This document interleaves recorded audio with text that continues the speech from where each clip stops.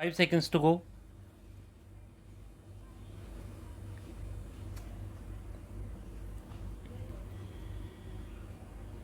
Start.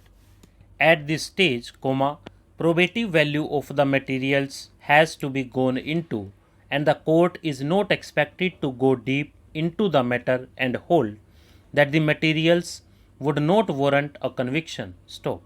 In our opinion, what needs to be considered is whether there is a ground for presuming that the offence has been committed and not whether a ground for convicting the accused has been made out. Stop. To put it differently, if the court thinks that the accused might have committed the offence on the basis of the materials on record on its probative value, it can frame the charge, though for conviction, the court has to come to the conclusion that the accused has committed the offence. Stop. The law does not permit a mini trial at this stage. Stop. Para. Thus, from the aforesaid, it is evident that the trial court is enjoined with the duty to apply its mind at the time of framing of charge and should not act as a mere post office. Stop. The endorsement on the charge sheet presented by the police, as it is without applying its mind and without recording brief reasons in support of its opinion, is not countenanced by law. Stop.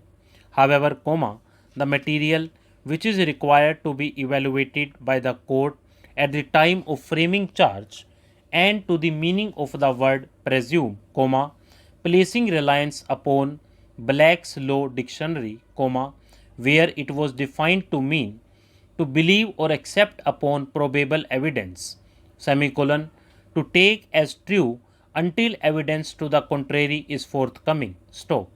In other words, the truth of the matter has to come out when the prosecution evidence is led, the witnesses are cross-examined by the defense, incriminating material and evidences put to the accused in terms of section 313 of the code, and then the accused is provided an opportunity to lead defense, if any. Stop.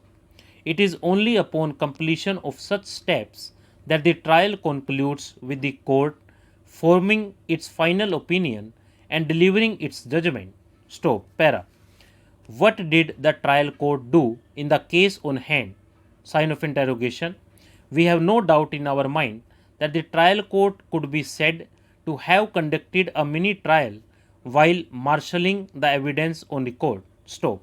The trial court thought fit to discharge the accused persons from the offence of murder and proceeded to frame charge for the offence of culpable homicide under section 304 of the IPC by only taking into consideration the medical evidence on record.